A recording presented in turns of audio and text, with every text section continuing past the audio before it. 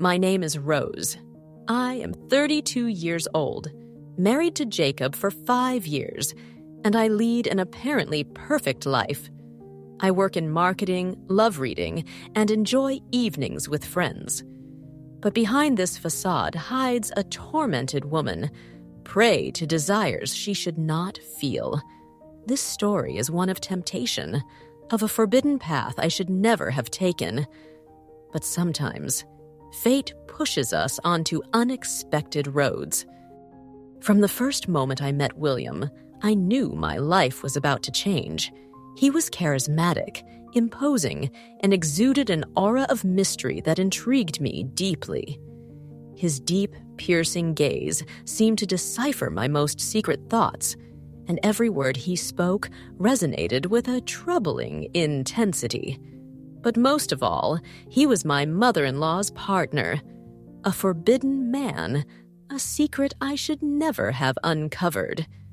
Yet fate seemed determined to pull us toward each other, and what was initially just an attraction soon became an obsession. That first contact was fleeting, but unforgettable. During the dinner that followed the ceremony, I couldn't stop discreetly observing him. His deep laughter, his confident gestures, everything about him radiated assurance and mystery. He captivated me instantly, and despite my reason, a part of me longed to attract his attention.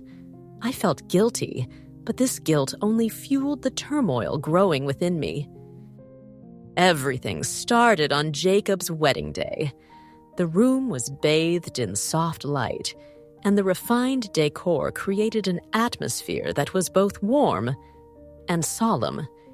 His mother, Elizabeth, radiant in an elegant dress, had rebuilt her life with William, a successful and charming businessman who seemed straight out of a dream. When he shook my hand that day, a shiver ran down my spine. It wasn't mere politeness. There was something electric between us, an invisible but powerful current, an unexplainable trouble settling inside me. During the reception, William and I exchanged a few words. His charisma overwhelmed me even more, and I found myself waiting for any opportunity to meet his gaze. He also seemed intrigued by me, although he maintained a facade of restraint. That exchange, however brief, left me dizzy. I had crossed an invisible threshold, a point of no return. Months passed, and at every family gathering, our eyes met for just a bit too long. It was subtle, but undeniable. Our conversations, seemingly banal, carried a latent intensity, a silent game only we understood. William always found an excuse to be near me, to brush my hand by accident, to send me fleeting smiles. Then one day, as we found ourselves alone in the kitchen during a family dinner, he murmured, "You feel the same way I do, don't you?" His breath was close, too close, and his hypnotic gaze held me captive. At that moment, I understood the gravity of what was happening. This was no longer a simple game, but a truth we had to confront. My heart pounded wildly, and I had to summon my last ounce of strength to avert my eyes and leave the room before doing something irreversible.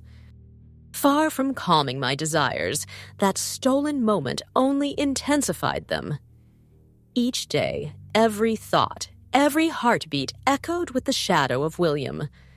I avoided him as best I could, but fate seemed to work against me. During another family dinner, we found ourselves alone once again. This time, he said nothing. His burning gaze alone was enough to shatter my resolutions. Then, everything changed on a stormy evening. A tempest had risen, and the rain pounded violently against the windows, drumming against the house with a hypnotic rhythm. The air was charged with electricity, a mix of tension and fear. Elizabeth, worried, lit a few candles to compensate for the power outage, and everyone gathered around them, seeking warmth and comfort in the oppressive darkness. But I had used the excuse of needing a blanket to slip away. Upstairs, the shadows enveloped each piece of furniture, every shape casting ominous reliefs on the walls. As I rummaged through a wardrobe, the floor creaked behind me. I turned sharply. William stood in the doorway. His eyes shone with feverish intensity, and when a lightning flash illuminated the room, it revealed the rigid tension in his features. He slowly closed the door behind him, as if shutting us away from time and the world. "I can't pretend anymore," he whispered, his voice trembling with contained emotion. My breath caught in my throat. Every fiber of my being screamed at me to run, but my legs refused to move.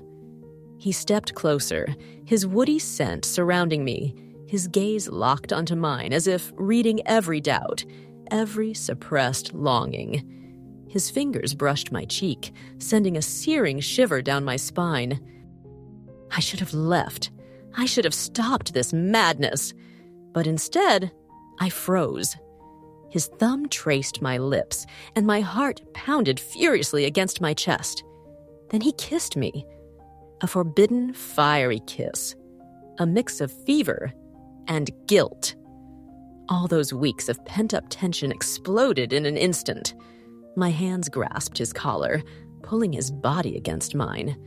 The thrill of danger made every second more exhilarating, and in that stolen moment, nothing else existed but him and me. Oh, today, I live with the weight of my choices. Every morning, as I look at myself in the mirror, I see a changed woman, marked by the decisions that have led me to this moment.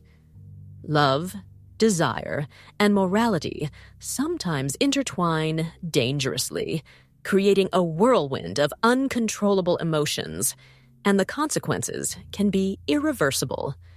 The burden of regret grows heavier with each passing day, every memory reigniting the pain of a past that cannot be rewritten.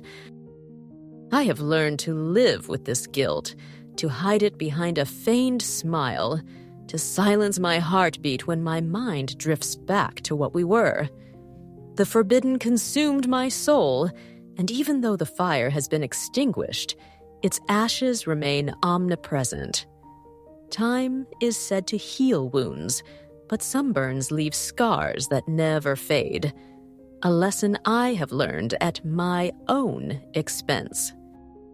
Looking back on it all, I sometimes wonder if the forbidden was worth the price I paid. Passion can blind, but it always leaves scars. What would you have done in my place? Share your thoughts in the comments, and don't forget to subscribe for more stories as haunting as mine.